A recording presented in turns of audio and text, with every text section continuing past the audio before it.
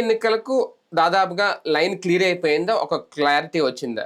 JAC అయితే ఆ దిశగా కసరత్తు చేస్తోందట.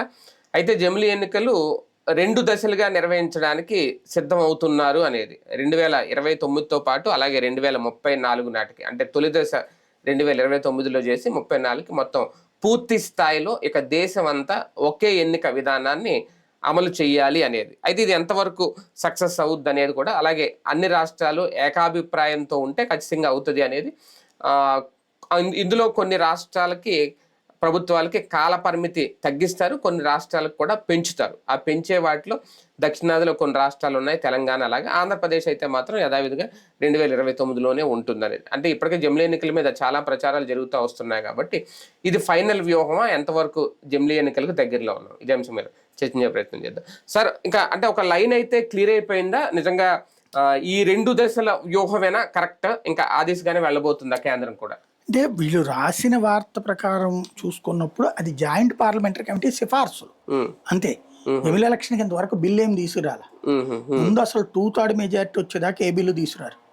నాకు తెలిసి ఉత్తరప్రదేశ్ ఎన్నికలు మామూలుగా ఫిబ్రవరి అనుకున్నాం, ముందస్తుకు వచ్చేస్తున్నారని చెప్పి ఇప్పుడు నిన్న వచ్చిన వార్త నేషనల్ మీడియా అంతా కూడా. ఎందుకంటే 2027లో జనాభా లెక్కలు పూర్తి స్థాయిలో చేస్తారు. ఈ ఏడాది అన్ని రాష్ట్రాలు కాదు, లిమిటెడ్ గా చేస్తున్నారు కదా కొన్ని రాష్ట్రాల వరకు.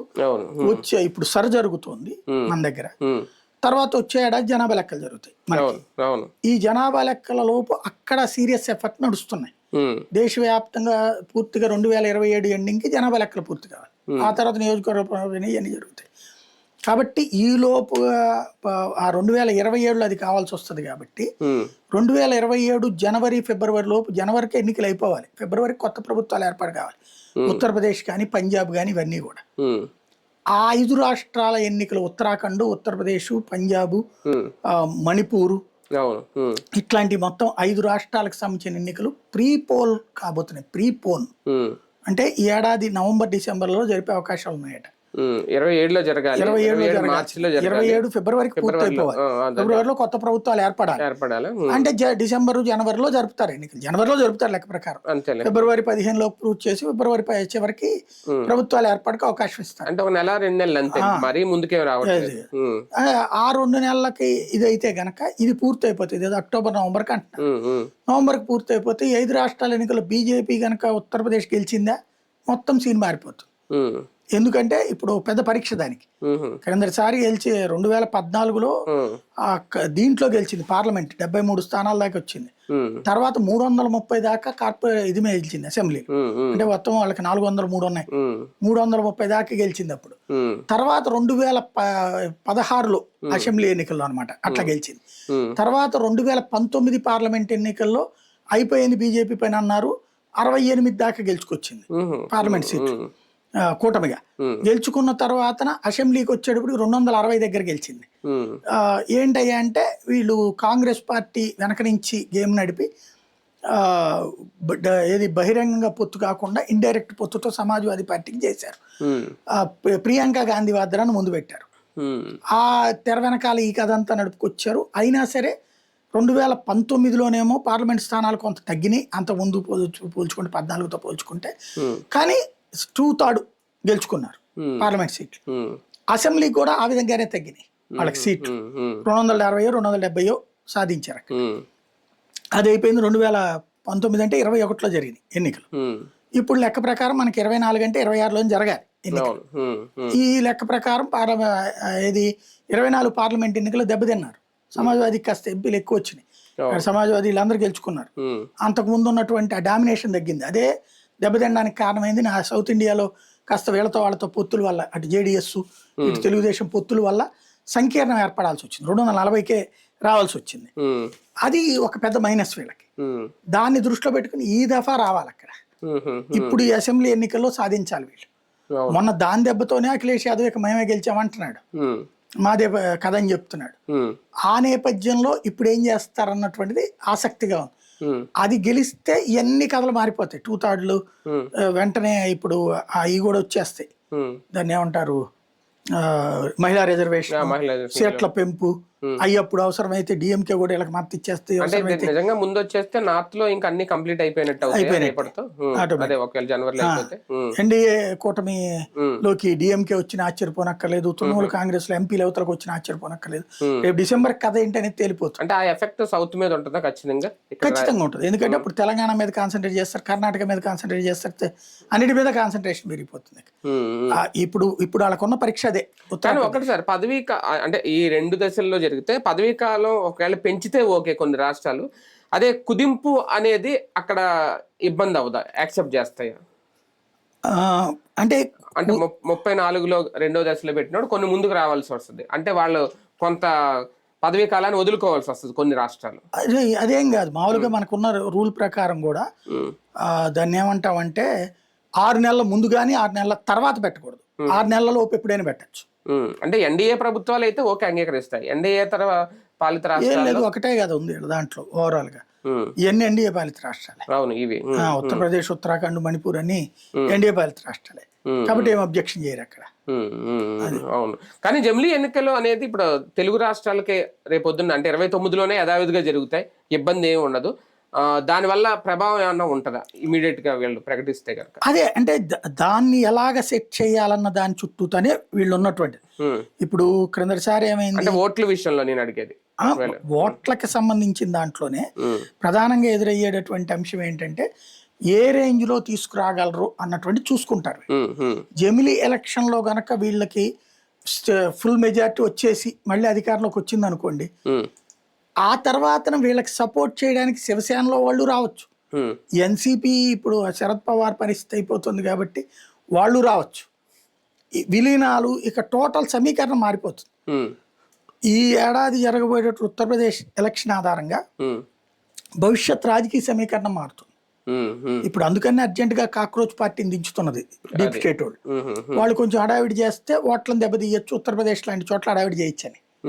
అది చూడాలి. అంటే ఒక పక్క సర్భయం అయితే ఒకటి ఉంది చాలా వరకు ప్రాంతీయ పార్టీలో. ఇదే టైంలో రేపు 29లోనే ఒక దశ స్టార్ట్ చేసేస్తారంటున్నారు.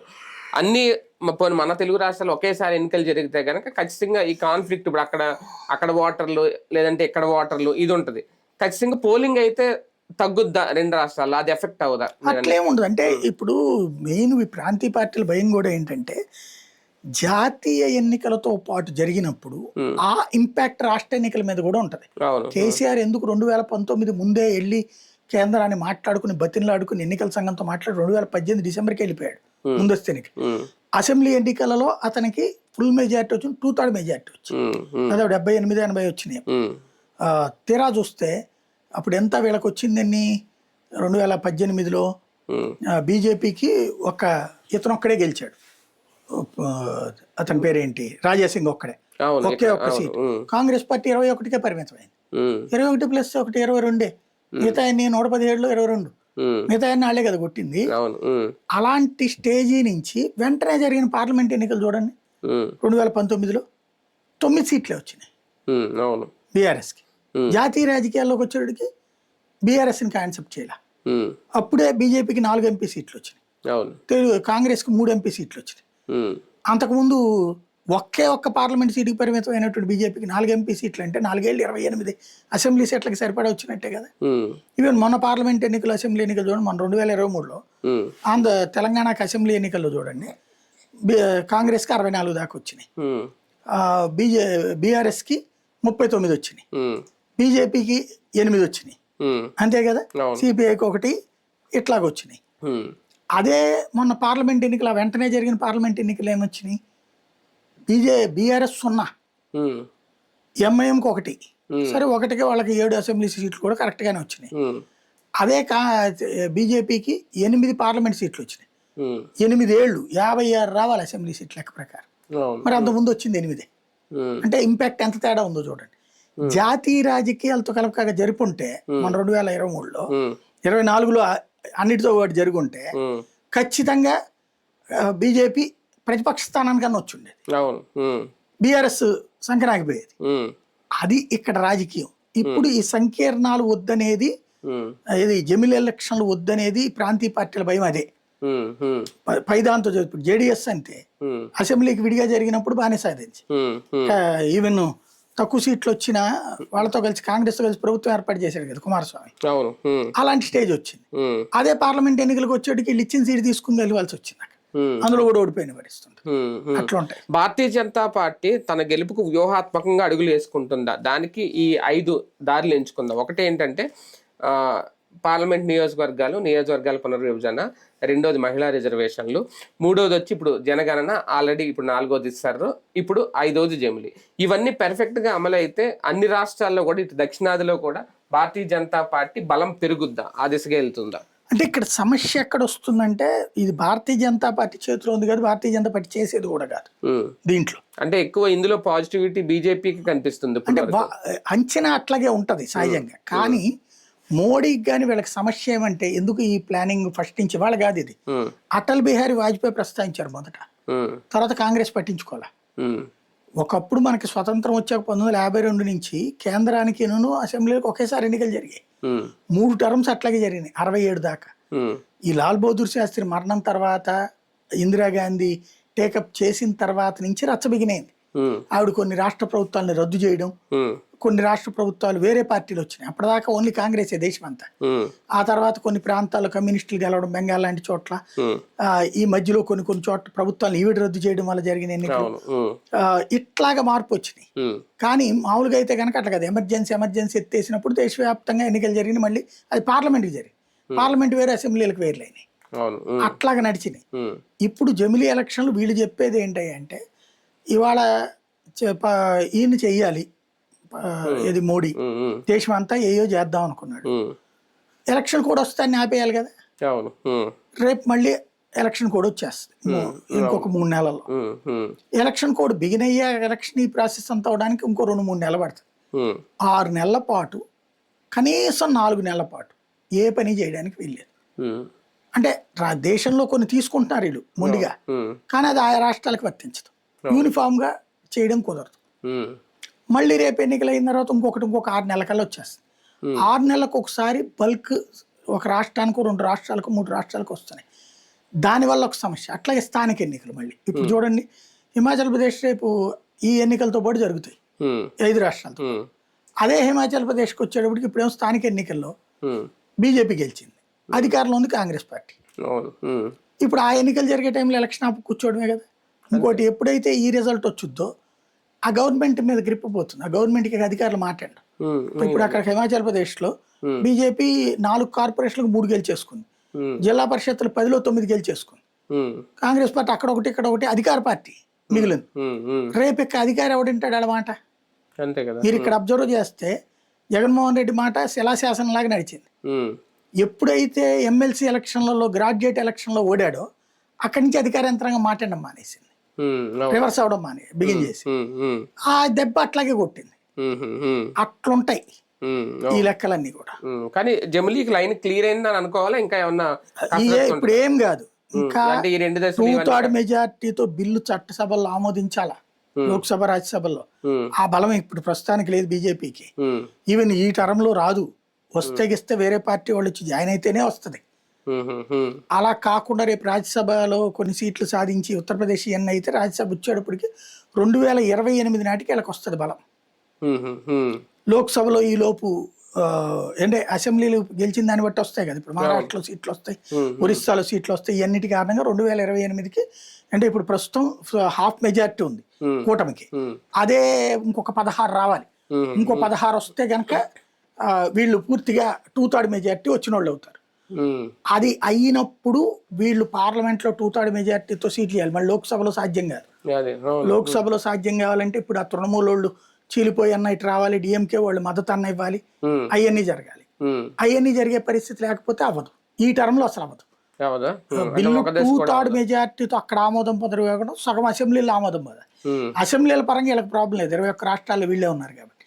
కానీ లోక్సభలోనూ రాజ్యసభలో 2/3 మెజారిటీ సింగిల్ టైమ్ లో చేయడం అవుతుందా? చేయడం పెద్ద కష్టంగా. వీళ్ళు అనుకున్నట్టు 28 కనుక వీళ్ళకి పూర్తి మెజారిటీ వస్తే వీళ్ళు కలిసి అప్పుడు 28లో అమలు చేసేసి రేవంత్ చెప్పినట్టు, రేవంత్ కూడా 28లో ఎన్నికలు కాదు నాకు ఒక 6 నెలలు ఎక్స్టెండ్ అవుతుంది అని చెప్పాడు మధ్య ఢిల్లీ వెళ్ళొచ్చు. ఆ లెక్కను చూసుకున్నప్పుడు 29లో జరిగేటటువంటి ఎన్నికల్లో వాళ్ళ 5 రాష్ట్రాలు మధ్యప్రదేశ్, రాజస్థాన్, ఛత్తీస్గఢ్, తెలంగాణ, మన 5 రాష్ట్రాలు ఉంటాయి అప్పుడే. దాంతో పాటు ఆ తర్వాత 6 నెలలకు ఎన్నికలు జరిగే ఉంటాయి.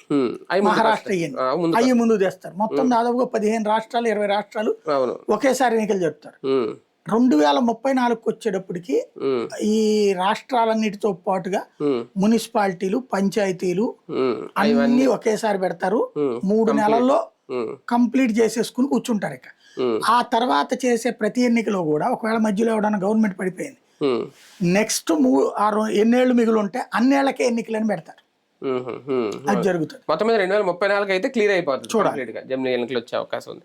రైట్, చూద్దాం. మొత్తం జమిలీ ఎన్నికల కసరత్తు అయితే కొనసాగుతుంది. నిజంగా 2 దశల్లో నిర్వహిస్తారా? 2029లో కొన్ని రాష్ట్రాలు, దాదాపు 18 రాష్ట్రాలు ఎన్నో లెక్క చెప్తున్నారు. తర్వాత మిగిలిన 34లో కంప్లీట్ గా ఒకే దేశం ఒకే ఎన్నిక. ఎంతవరకు సక్సెస్ చూద్దాం.